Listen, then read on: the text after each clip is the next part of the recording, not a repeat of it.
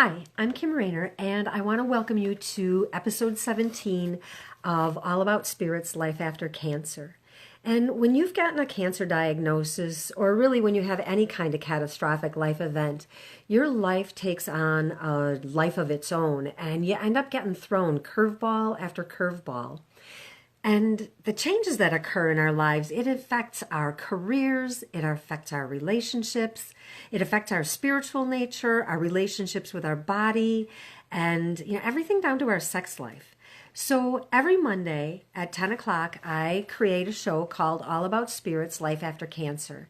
And it is an intent to spend 15 minutes or so sharing my experience and hopefully some ideas and suggestions that help people who are newer on the journey to find their way through the process, through navigating this stuff.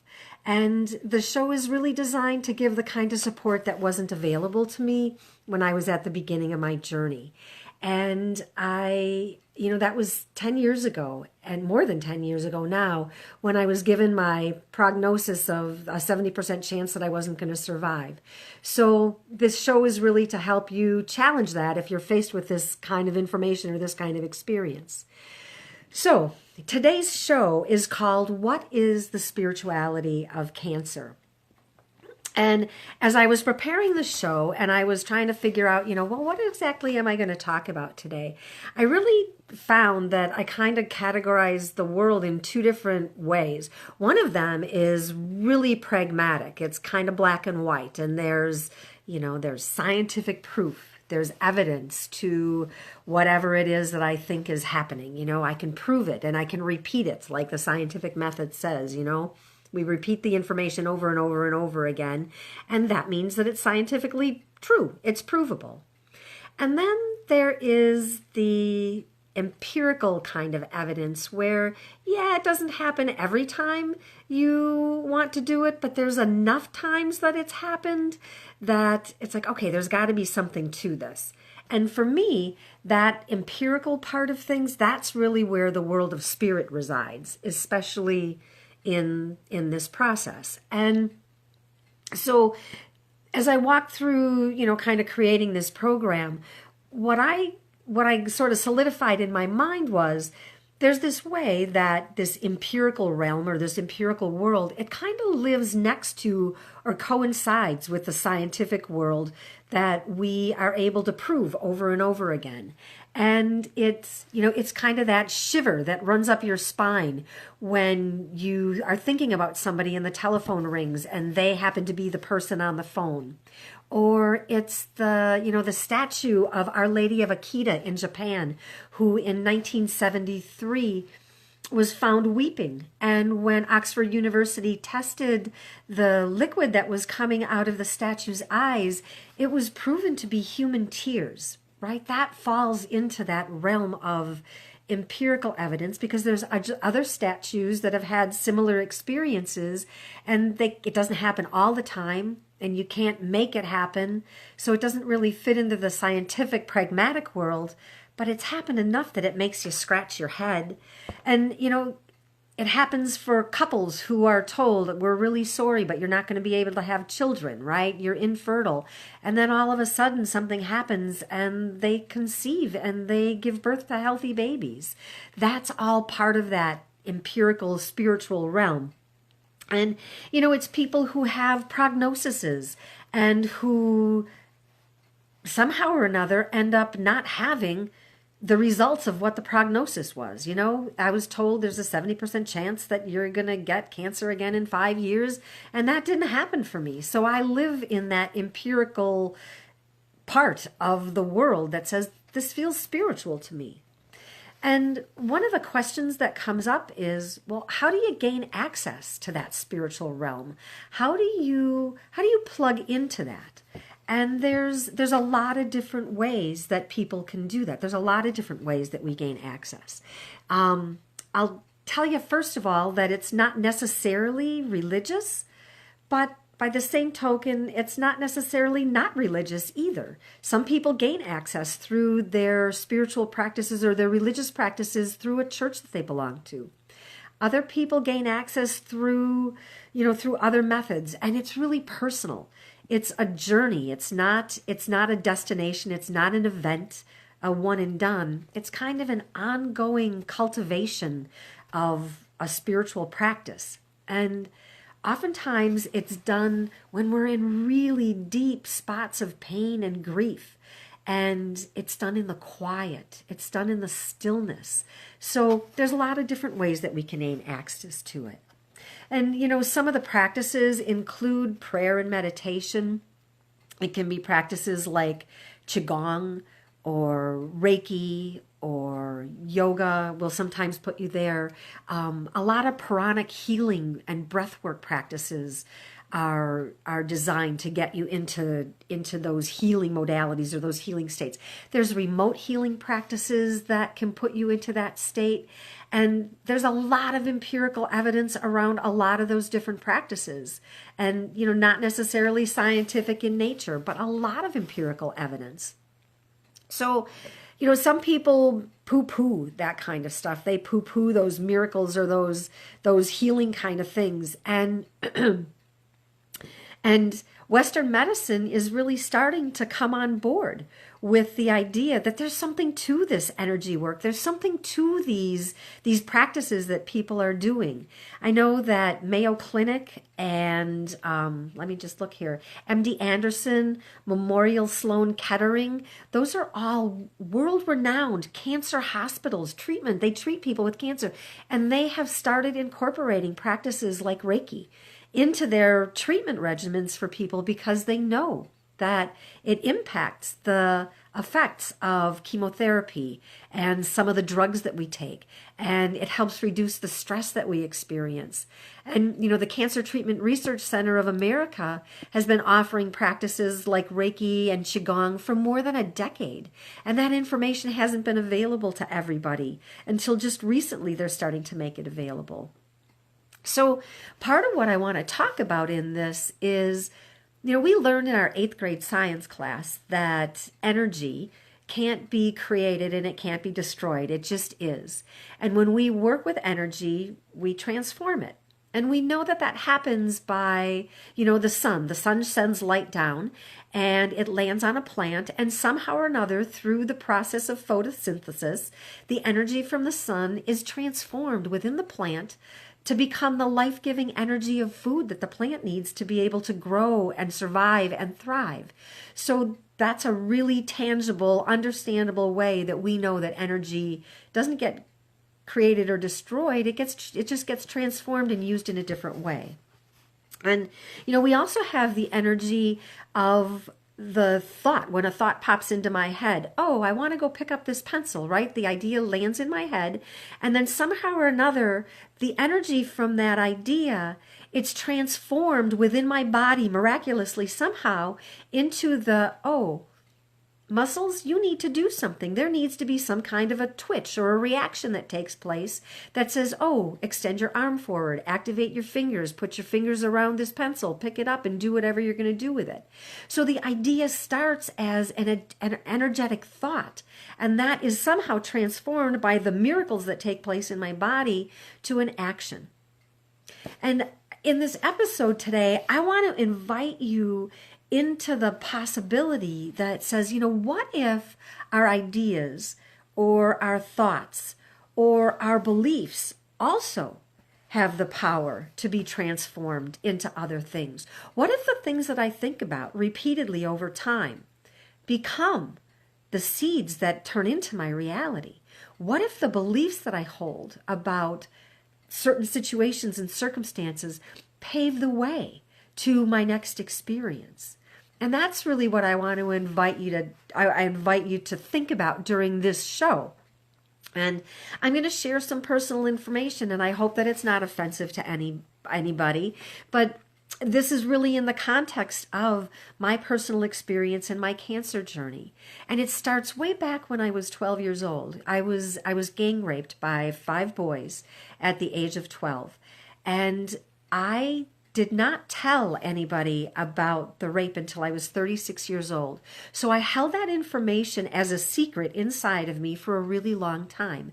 And, I absolutely had resentment against those boys. I felt hatred for the people who did that to me. And I had anger because I didn't have the words to express the information to the people who cared about me. And I was angry that my family couldn't read my mind and figure out what was going on with me. So all of that energy, that secret, that energy, it all laid in my body. It stayed in my energy field and in my environment. And then all of a sudden, at the age of 48, I was diagnosed with ovarian cancer. So the question started forming in my mind. I started doing some research, and it talks about cancer, that, cancer is, and this is from Louise Hay, that cancer is deep-seated resentments. It is secrets. It's long-standing hatred. And when I started researching that information and thinking, wow, what if holding this energy in my body somehow paved the way for this ovarian cancer to grow? And what would happen if I was able to somehow transmute or transform that energy into something different? What would that be like? What kind of impact would that have on my life? So that's the stuff that I started poking around with. And that is the research that I did. That's the transformation that took place when I started treating my body the way, when Western medicine was treating my body with their practices. I started treating my body energetically with unpacking those ideas and beliefs and starting to let some of that stuff go. And, that's not the only time that has happened in my life. For those of you who started watching the show in, when I first started doing this show, I was going through another, batch of chemo for some stuff that was going on my skin. And a couple of weeks ago, I had the results of, I went back to the dermatologist to have the results of that information looked at. And the patch that they were looking at, it had grown. And so, they wanted to do another biopsy. And because I am going to do everything that I can to continue to maintain a healthy lifestyle and be okay while I'm on the planet, I had them do the biopsy to make sure that it's not something cancerous that was growing. And at the same time that they were doing that, I went back to Louise Hay and I looked at what skin represents. And skin represents, skin is the barrier for me, between me and the world. It's how I present myself to the world. And it's like, okay, so what does it mean when I have skin problems? And, when you have skin problems, it has to do with anxiety. It has to do with irritation. It has to do with protecting your individuality. And certainly putting myself out here this way in this show, I am being vulnerable and going out there in a way that I've never done before. So there's absolutely anxiety about this. There's absolutely challenges to my individuality about this. And so maybe that's manifesting in my skin. So I got the results of the biopsy back last week, and it came back negative. It's not cancerous. And what she said is that it's inflammation. So I looked up inflammation to say, well, what is this? And inflammation is, it says it's anger and frustration about some kind of situation in my life. Well, I start looking at the work that I'm doing, and I'm involved in this huge spiritual transformation practice where I'm challenging ideas and beliefs and patterns that I've put into practice and that I've been living my whole life from in this way. So there's this way that my body is giving me signs that, I have anxiety and stress. So I can take my physical body and look at what's going on and say, all right, well, what can I do about that? Is there something I can do to help relieve the stress? Is there something I can do to help release the anxiety? And in that way, I start to pay attention to the energy that I'm putting out in the world in the signs of anxiety and stress, seeing it come back to me as a manifestation of, a little bit of rash on my skin. And then saying, what can I do to transform that energy into something else so I don't manifest some other kind of problem? And that really is what all of these practices are about. That's what the spirituality of Cancer is all about. It's taking what I know to be true, or what I believe to be true, and finding a way to transform it into something that's new. Not to just change it or shift it a little bit, but to really transform it into something that becomes a new possibility. It becomes a new way for me perhaps to exist in the world. And I do that by the different practices that I talked about, by journaling, by doing Reiki, and by inviting other ways of thinking and being into my experience. And what I want to invite you to do today is to start to take a look around your life and to notice the things that are recurring patterns for you, to start to notice the things that are challenges for you, and to start to pay attention to the physical ailments that are going on for you, and to say, wow, is there a deeper spiritual meaning to this? If it's a physical ailment and you want to know what the spiritual meaning is behind it, or what the emotional pattern is behind it, you can absolutely reach out to me and I can look up what Louise Hay has to say about it for you. You can do a search on Google for Louise Hay and just put in the spiritual meaning of cancer, or the spiritual meaning of inflammation, or the spiritual meaning of a cold or sinuses, anything like that. And you can gain access to that information. And the real invitation that I hold for you today is to look at everything that goes on in your life as if it's somehow an invitation from Spirit to get your attention. To say, you have put out some kind of energy in your experience that is drawing this back into your awareness. To say, the energy that I put out into the world is going to bring things back to me.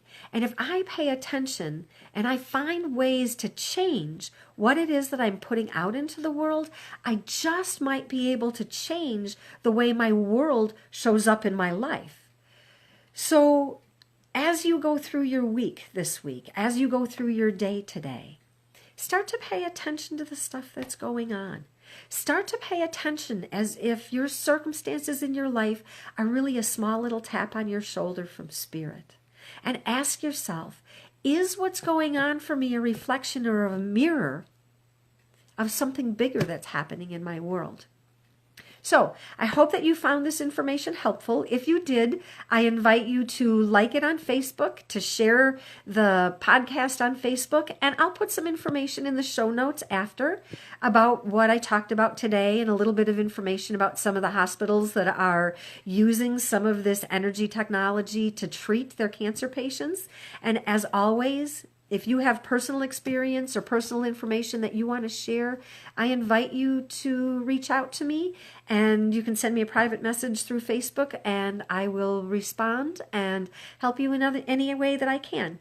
So I hope you have a great day, and until we actually have a chance to meet in person or on the phone or some other way, I hope that life treats you well and that you treat your life well too. Thanks, and make it a great Monday.